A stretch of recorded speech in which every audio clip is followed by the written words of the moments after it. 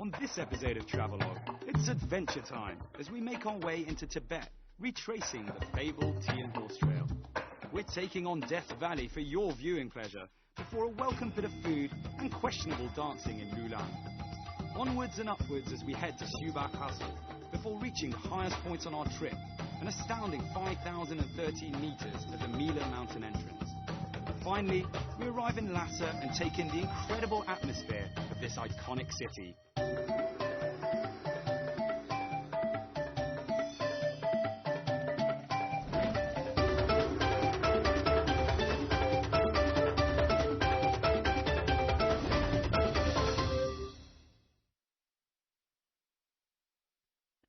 Witnessing the hardships of the pilgrims to Tibet, escaping through Death Valley, and listening to hymns in the most remote church in China.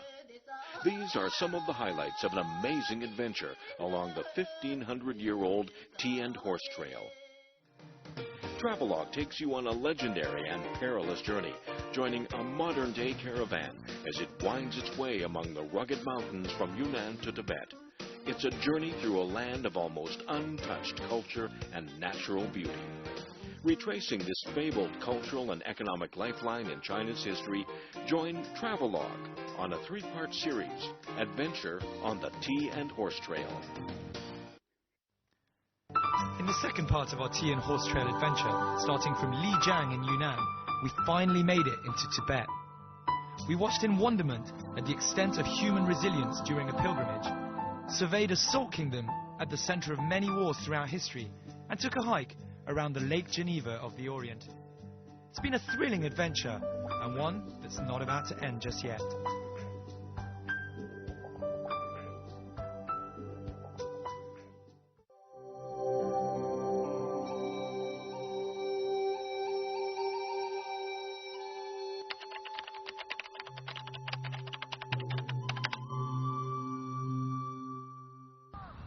Welcome to a Travelogue special in cooperation with Trends Traveller. We're on our 6th day of our Chamai Gudao adventure, and hopefully today I'm going to get to taste some chicken hot pot and also go through Death Valley. So follow me. It's not as if we need a reminder of how high we are, but that said, it feels out of this world to be quite literally driving through the clouds. Not only this, but I actually feel like I'm back in Europe.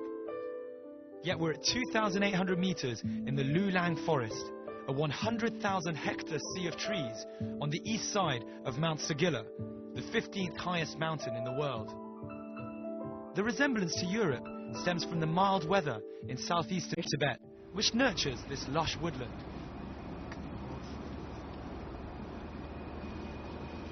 I ate something bad last night, and I've been sick all morning. From every angle, and have had very bad diarrhea. And then as soon as the filming was over, I had to run to the bushes outside with people everywhere and go to the toilet. And that hasn't happened to me very often. So, you know, what an adventure.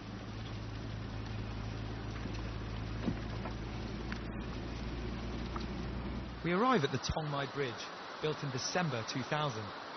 It lies at the entrance to the Tongmai Valley, which is ominously known as Death Valley.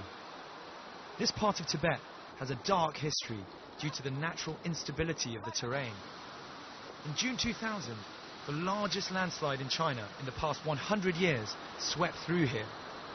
The moraine, when it poured into Yigong Lake, produced massive flooding that closed the Sichuan-Tibet highway and destroyed a dozen bridges, including the one that was here.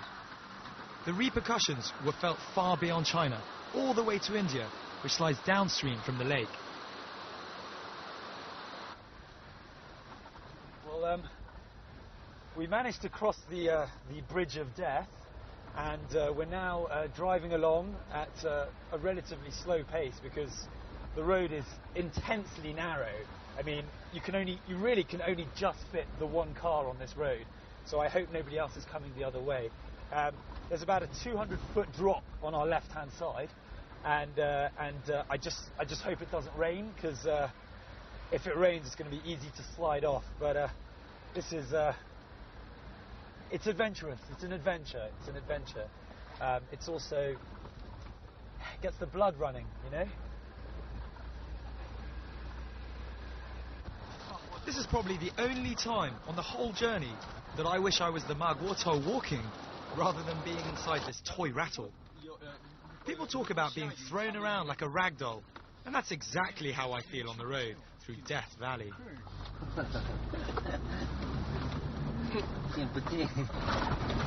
Hanging around this very, very, very narrow path. I really hope that the camera's doing justice to it, because you know, we've got a 200-foot drop directly to our left, and if Lu Rong takes a wrong turn, then we're screwed. With every excruciating metre, it feels as though we're about to come off the edge. We spend every minute fearful of a wrong turn. There's something very exciting about the impending danger and the idea that, you know, one slide on a bit of mud and we're hanging off the edge. Now, I don't want to tempt fate, but... See, look at that. We've got rocks and landslides just here again. There's a maximum 5 kilometers per hour sign. So let's make sure Lu Rong doesn't go over 5 kilometers an hour.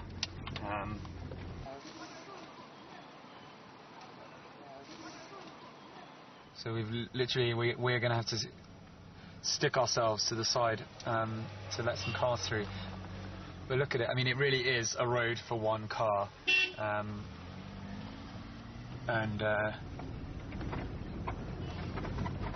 don't know what the car etiquette is on this one.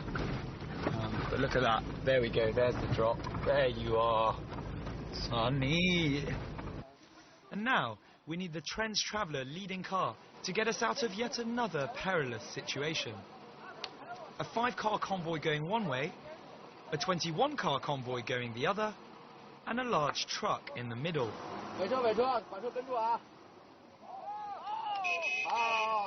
Luckily, there's a junction, so the organisers managed to move the truck onto the side of the mountain.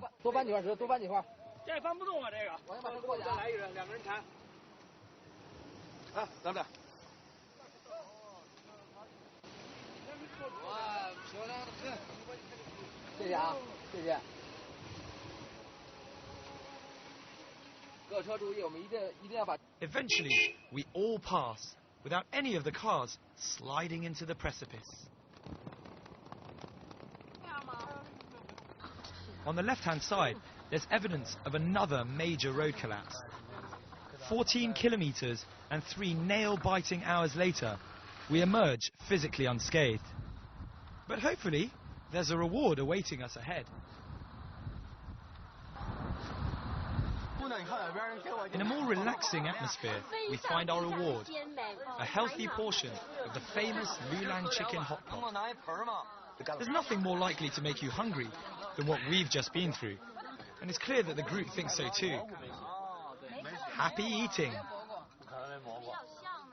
那锅里的东西特别丰富，有鸡、手党参、枸杞子、山药、葱、红枣、党参、莲子、盐、百木水、薏米姜、百合、人参，啊，特别丰富，特别好吃。还是吃出来的？都我们猜出来的。是吗？好。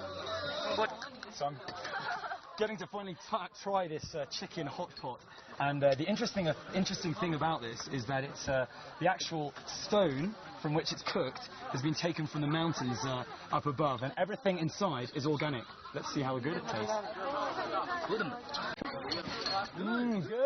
很好吃，很好吃. It actually really, it's got a different, I don't know, maybe it is the stone that it's cooked in gives it a certain taste. The stone hot pots are made in Mo Tuo, home to 2 ethnic minorities, the Memba and the Luoba. It is the only place in the country that is completely inaccessible to cars, so people have to carry the stones by hand. Here in Lulang, it is the only place in China where you can have this type of hot pot.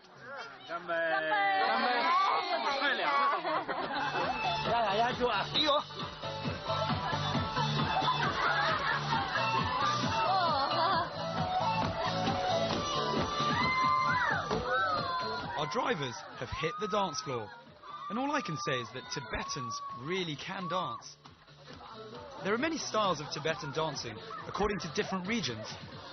and none is ever easy to imitate. But that doesn't stop our group from giving it a go.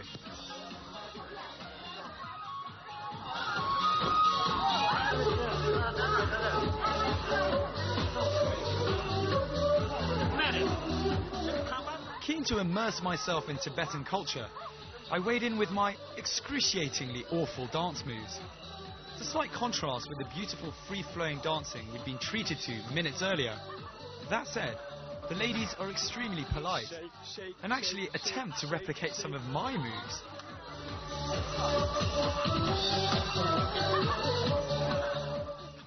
It's a rare sight, foreigners on the Tian Horse Trail. In fact, these are the only foreigners we come across on the whole trip, and they're from Holland. The scenery, the big mountains, that's really impressive, because we come from a country where the highest mountain is maybe 300 meters. We know. So here you got them like 7,000 plus, and that's magnificent. It's really amazing. Yeah. It's also the country life. You drive through and you see it's a big pass you have to take. You go all the way up, you go all the way down, and then it's different. Yeah. People are different. The language is, well, not the language, but the dialect is a little bit different. The houses are a little bit different, and that's the way you travel all the way to Lhasa, and everything is changing. Yeah. Every time it's changing. With the road conditions improving, it takes only around 4 hours to get to Linzhe. I finally arrived in Linzhe, and I'm lucky enough to be beside one of the most beautiful rivers I think I've ever seen. That is the Yalong Zambu River, which is the birthplace of Tibetan culture. Now, this beautiful river is steeped along part of it by one of the most scenic spots in the whole of Tibet. That is the Yalong Zambu Gorge. But first, take a look at how clear that water is. I actually feel like jumping in for a quick swim. Have a look. The Yalong Zambu Valley is 72 kilometers long and often referred to as the cradle of Tibetan civilization. That's mainly because of its abundance of cultural and natural relics, such as ancient temples, monasteries, castles, caves and peaks. The river snaking its way through here is the Yalong Tsamgor, which gave its name to the valley, as well as the ancient line of Tibetan kings.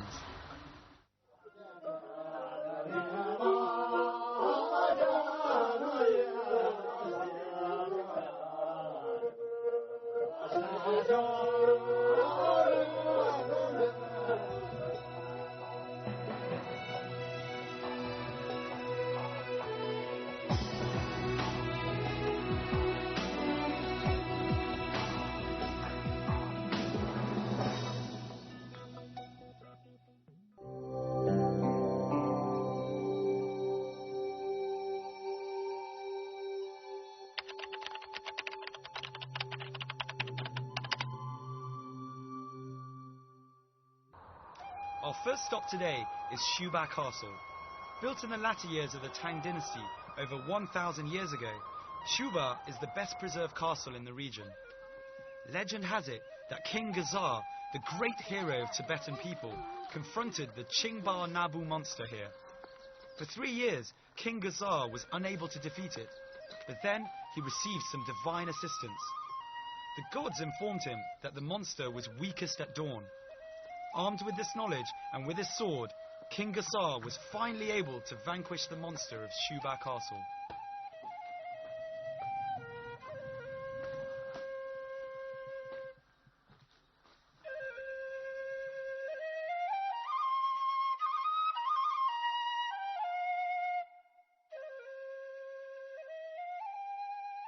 So it may be a little bit cramped in here, but I'm still completely impressed by the actual structure. I mean, if you look over here, you can still see the remains of wood over 1,000 years old, keeping the structure together.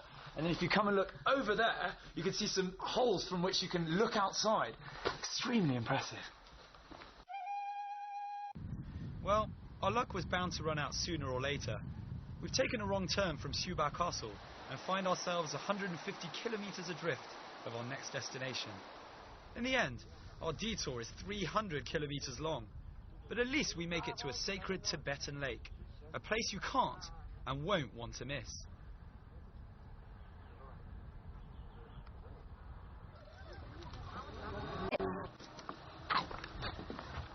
Well, we finally made it to the Basong Swar Lake, and I'll tell you what, it's really been worth the wait. This place is amazing. It's so beautiful. It's actually the holy lake for the red sect of Tibetan Buddhism, and Basong Swar actually means green coloured lake, and I think it's pretty clear why it's called that. Have a look at that. Basong Swar Lake is as green and clear as pure jade, and the swimming fish can easily be seen in it. Known as the Pearl of southern Tibet, it is acclaimed in Tibetan culture as a paradise on earth due to the richness of its natural beauty. This is one of the most widely visited tourist spots in Tibet, recognised as a World Tourist Attraction by the World Tourism Organization.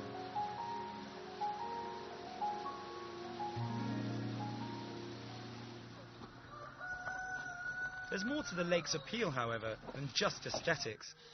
On the island, there is a small but exquisite temple. It was built over 1,000 years ago during the Tang dynasty by the Red sect of Tibetan Buddhism.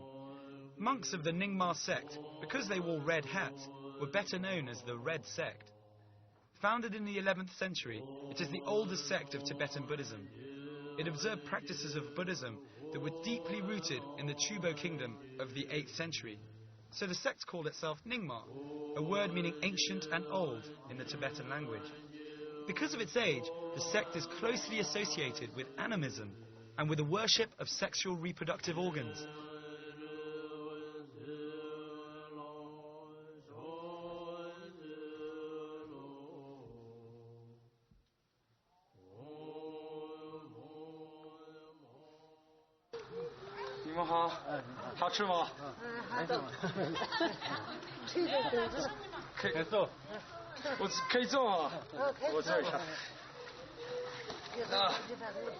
I haven't actually had any lunch yet, so it's very kind of them.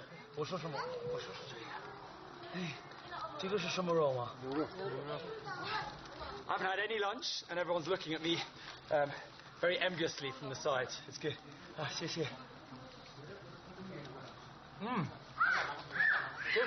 Good beef and bread, solid mountain food by the lake. So I've just had a little chat with the very welcoming people here, and they've explained to me all of the dishes. So what I just ate was some good beef, solid beef, very good, and also I tried some of the organic pig from this area, which was very nice. What you can see there, which looks like beef jerky, is actually yak's meat, which I've tried once. Very nice, very nice. We've got spicy chicken here, some more beef, some vegetables. This is great. This is spicy chili sauce if you really want to... It's a bit hot today, but if you really want to spice up your day, here's some of that. And then a good bit of tea to wash it all down. Cheers.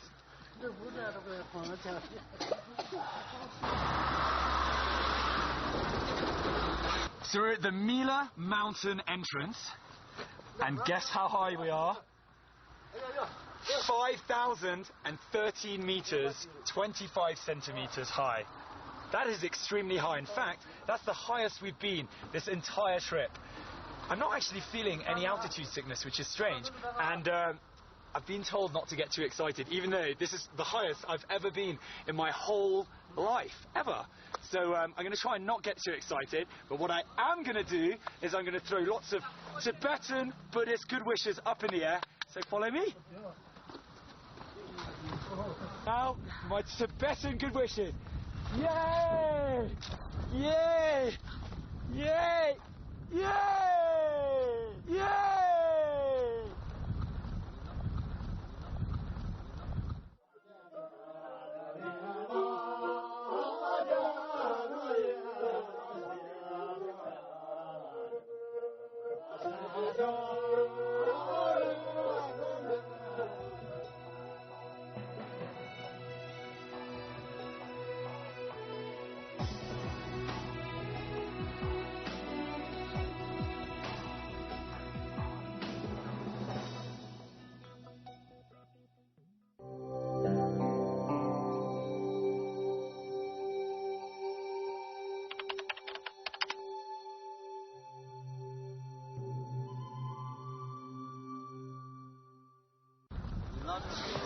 So this is it, the final day of our wonderful adventure. We finally made it to Lhasa, and I'm stood here on this beautiful and bright sunny morning in front of the Joking Temple, which was built in the 7th century and is arguably, it is the heart of the Tibetan people here. And if you have a quick look around, you can see that in fact, this is the Bokken Square, which is the heart of the city. For most Tibetans, the Joking Temple is one of the most sacred and important temples in Tibet. Built in the 7th century, it commemorates the marriage of the Tang princess Wang Chang to King Tsongtseng Gampo. The temple stands above a pool with the princess likened to a witch's heart. In long streams, the pious Tibetan pilgrims walk clockwise around Barkor Square, chanting prayers or performing full prostrations. Pilgrims like the ones we met during our tea and horse trail adventure journey from all over Tibet to worship here.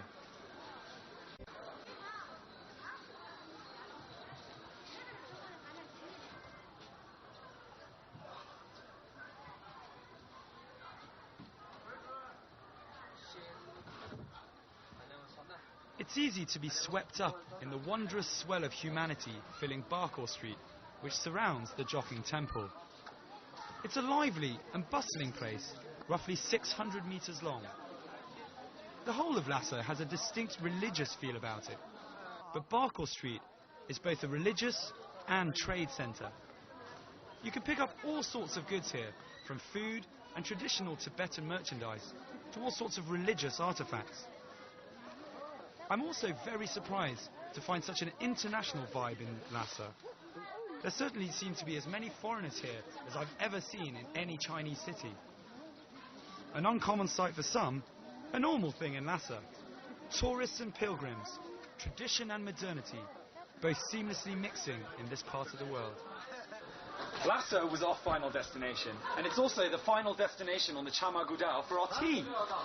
So after 8 days of adventure, I think it's quite apt to perhaps barter for some tea and see if I can take some home back to Beijing. So have a look.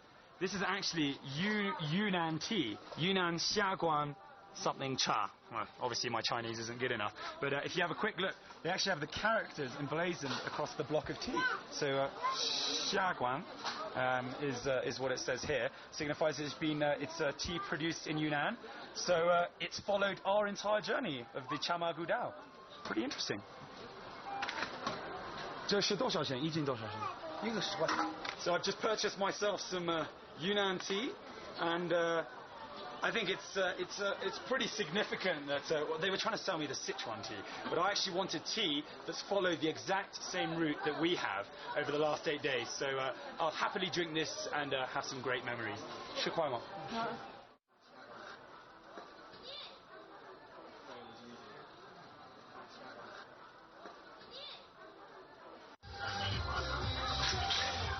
这是哪里的？这是印度的。印度的吗？是家里的。是curry. Well, gentleman's just been filling me in. The products here are actually from India, and that kind of gets me thinking about how this, Lhasa really still is a hub of economic and cultural exchange, much as it has been for hundreds of years. And in a way, nothing really has changed from the Chama Gudao and the people bringing all their goods here. Incredible.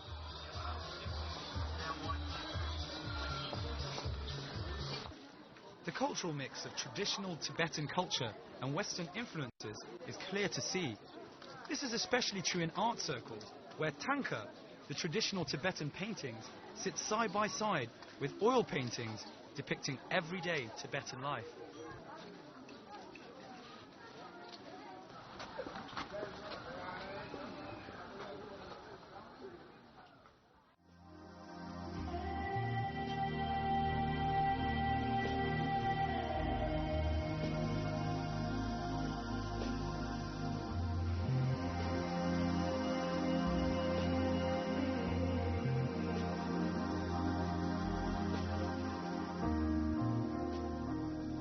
The Tana Palace gives the impression not of having been built by man, but of having grown there, so perfectly does it fit in with its surroundings.